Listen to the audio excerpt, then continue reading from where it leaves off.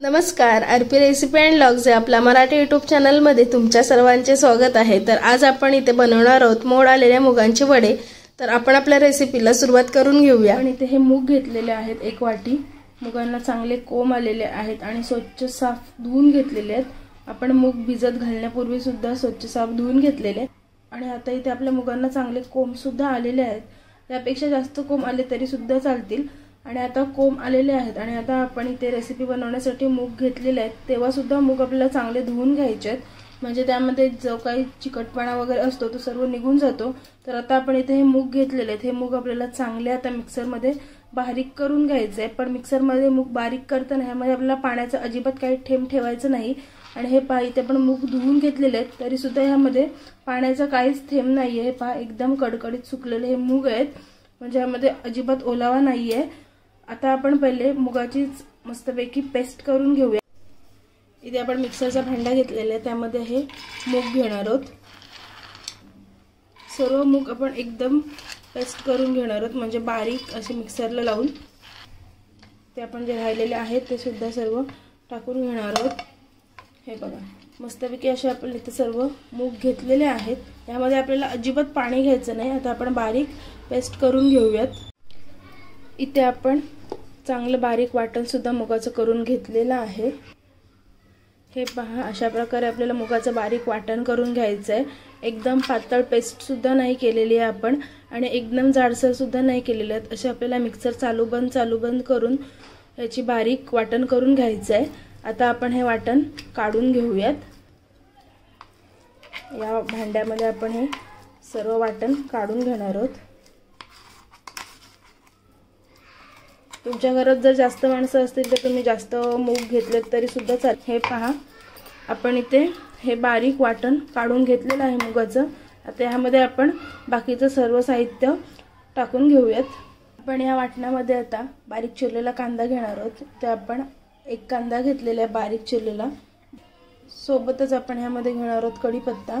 इथे 5-6 पानं आपण कढीपत्त्याची घेतलेली आहेत। इथे आपण घेतलेला आहे 1 चमचा जिरा। जिराच आपल्याला भाजून घ्यायचा आहे, तुम्ही कच्चा घेतलात तरी सुद्धा चालेल। आपण इथे भाजून जिरा घेतलेला आहे। इथे आपण घेतलेला 1 चमचा ओवा। ओवा आपल्याला हातावर चांगला मळून त्यामध्ये मिक्स करून घ्यायचा आहे। हे पहा, अशा प्रकारे आपल्याला हातावर ओवा मळून घ्यायचा आहे। हे पहा, आणि आता हा ओवा आपण ह्यामध्ये मिक्स करून घेणार आहोत। इथे आपण घेतलेले आहे आलं लसूण आणि मिरची यांची पेस्ट। मिरची तुम्ही तुमच्या तिखटानुसार घेऊ शकता। तुम्हाला जर जास्त तिखट हवं असेल तर तुम्ही मिरचीचं प्रमाण जास्त घ्या। तर इथे आलं लसूण आणि मिरच्यांची पेस्ट करून घेतली। यामध्ये आपण लसणाच्या 7-8 पाकळ्या घेतलेल्या आहेत। 1 फोड आपण इथे आल्याची घेतलेली आहे आणि 4 ते 5 आपण मिरच्या घेतलेल्या आहेत। तुम्ही तुमच्या तिखटानुसार मिरच्या ॲड करू शकता। इथे आपण घेतलेला हिंग। हिंग आपल्याला थोडंसं नॉर्मली घ्यायचं आहे। इथे आपण ही हिंगाची पूड घेतलेली आहे। इथे घेतलेली आपण ही कोथिंबीर बारीक चिरून। कोथिंबीर सुद्धा आपल्याला बारीक चिरलेली यामध्ये मिक्स करून घ्यायची आहे। इथे आपण घेतलेलं आहे चवीपुरतं मीठ। मीठ तुम्ही तुमच्या अंदाजानुसार कमी जास्त घेऊ शकता। हे आपण इथे मीठ घेतलेलं आहे। आता आपण ह्यामध्ये घेणार आहोत बेसन आणि म्हणजे चण्याचं पीठ आणि भाकरीचं पीठ। इथे आपण 2 चमचे चण्याचं पीठ घेतलेलं आहे आणि 1 चमचा भाकरीचं पीठ घेतलेलं आहे। हे सुद्धा आपण ह्यामध्ये मिक्स करून घेणार आहोत। इथे आपले आता मस्तपैकी सर्व पदार्थ यामध्ये सर्व जे काही आपलं साहित्य होतं ते ह्यामध्ये मिक्स करून झालेलं आहे। जे आपण मुगाचं बारीक वाटण करून घेतलेलं आहे त्या वाटणामध्ये सर्व पदार्थ आपले इथे मिक्स करून झालेले आहेत। आपल्याला आता ह्यामध्ये पाण्याचा थोडा सुद्धा वापर न करता हे सर्व पदार्थ आपल्याला एकजीव करून घ्यायचे, म्हणजे जे काही आपण सर्व साहित्य घेतलेलं आहे ते सर्व आपल्याला एकजीव करून घ्यायचं आहे।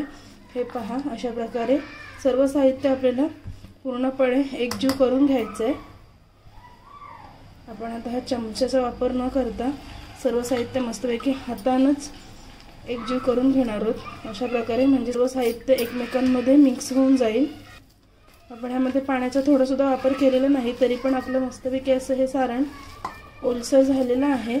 अशा प्रकारेच आपल्याला हे सारण पूर्णपणे ओलसर करून घ्यायचं आहे। मस्तपैकी असं आपले इथे सर्व सारण सुद्धा मिक्स करून झालेलं आहे। आता आपण तेल तापत ठेवूयात आणि पटापट असे हातावर वडे करायला घेऊयात। इथे आपण तेल सुद्धा तापण्यासाठी ठेवलेलं आहे आणि आपला तेल सुद्धा आता तापलेला आहे। त्यामध्ये आपण पटापट असे वडे बनवून सोडून घेऊयात। इथे आपण हे जे सारण घेतलेलं आहे हे सारण आपण हातावर मस्तपैकी असे गोल गोल करून घेणार आहोत। हे पहा, हातावर हे सारण घ्यायचं आहे आपल्याला, एकदम पातळ सुद्धा नाही घ्यायचं, म्हणजे जरा जाडसरच ठेवायचं आहे।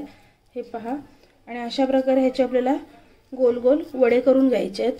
हे पहा, तुम्ही लहान मोठे वडे तुमच्या आकारानुसार करून घेऊ शकता। हे बघा, इथे आपला अशा प्रकारे एक वडा झालेला आहे। तसेच आपण बाकीचे वडे सुद्धा करून तेलामध्ये सोडून घेऊयात। पहिले आपण हा वडा तेलामध्ये पटकन सोडून घेऊयात। इथे आपला तेल सुद्धा मस्तपैकी तापलेला आहे, तर आता आपण ह्यामध्ये एक एक करून सर्व वडे सोडून घेणार आहोत। वडे आपल्याला जरा जाडसरच ठेवायचे आहेत, म्हणजे ते छान मस्तपैकी आतून फुलतील सुद्धा। एकदम पातळ केले तर मग ते चपटे होऊन जातात, त्यामुळे जरा जाडसरच असे आपल्याला वडे सोडून घ्यायचे आहेत। एका टाइमला आपल्याला जरा 2च वडे सोडून घ्यायचे आहेत, कारण आपली इथे कढई लहान आहे, त्यामुळे आपण इथे 2च वडे सोडून घेतलेले आहेत। लगेचच जर आपण जास्तीचे वडे सोडले असते तर मग ते वडे आपले एकमेकांना चिकटले असते। हे पहा, आपले वडे खालून सुटलेले आहेत। लगेच आपल्याला ते अलटीपलटी नाही करायचे, 2 ते 3 मिनिटांनंतर आपल्याला ते अलटीपलटी करून घ्यायचे। पहा, वडे सुद्धा आपल्या तेलामध्ये चांगले तरंगायला लागलेले आहेत, तर आता आपण त्यांना पलटून घेऊयात, म्हणजे दोन्ही साईड आपल्याला कुरकुरीत होईपर्यंत तळून घ्यायचे आहेत। म्हणून हे पहा, एक साईडून आपली वडे तेलापासून वेगळे झालेले, म्हणून त्यांना आपण लगेचच पलटून घेतलेले आहेत। आता आपण ही दुसरी साईड सुद्धा मस्तपैकी तळून घेऊयात। आपण आता इथे परत एकदा वडे अलटून पलटून घेऊयात। आपला गॅस स्लो असल्यामुळे आपल्याला हे वडे फ्राय करण्यासाठी, म्हणजे वडे तळण्यासाठी थोडा टाइम लागतो, कारण आपल्याला ते आतून सुद्धा आपल्याला पूर्णपणे जाळीदार करून घ्यायचे ते वडे, म्हणून आपण हे मंद गॅसवरच फ्राय करून घेणार आहोत। जर आपण गॅस फास्ट ठेवला तर मग तेल सुद्धा पटकन असं कडकडून तापेल आणि वडे सुद्धा लगेच करपतील, पण ते आतून अजिबात शिजणार नाहीत। म्हणून आपल्याला मंद गॅसवर दोन्ही साईडून बरोबर आपल्याला ते शिजवून घ्यायचे आहेत। हे पहा, इथे आपले वडे पूर्णपणे असे तळून झालेले आहेत आणि सोनेरी असा खरपूस लाल रंग इथे आलेला आहे आपल्या वड्यांना।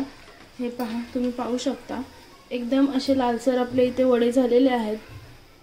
अशा प्रकारे आपल्याला चॉकलेटी रंग येईपर्यंत, सोनेरी खरपूस रंग येईपर्यंत आपले वडे आपल्याला तळून घ्यायचे आहेत। आणि ह्या वड्यांचं एक वैशिष्ट्य असं आहे की मुगाचे वडे एकतर पूर्णपणे पौष्टिक असतात आणि ह्यामध्ये अजिबात तेल राहत नाही। हे पहा, एकदम बघा, तुम्हाला आवाज सुद्धा येतोय, एकदम कुरकुरीत असे आपले इथे हे वडे झालेले आहेत आणि ह्यामध्ये अजिबात तेल राहत नाही आणि पूर्णपणे पौष्टिक ही रेसिपी आहे। तर हे वडे आपण पहिले काढून घेऊयात।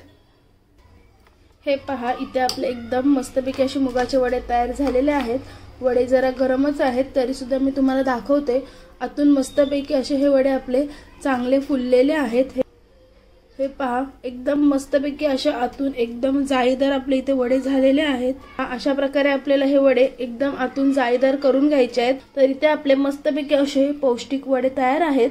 तर आपण बाकीचे वडे सुद्धा तळून घेऊयात। हे पहा, इथे आपले हे वडे सुद्धा एकदम लालसर झालेले आहेत। तर आता आपण पहिले गॅस बंद करून घेऊयात आणि हे वडे तेलामधून बाहेर काढूयात। आता एका टाइमला आपल्या झाऱ्यामध्ये 3 वडे आपण घेऊन पाहूयात। हे पहा,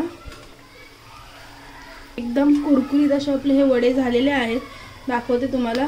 हे पहा, आवाज सुद्धा एकदम कुरकुरीत एकदम येतोय।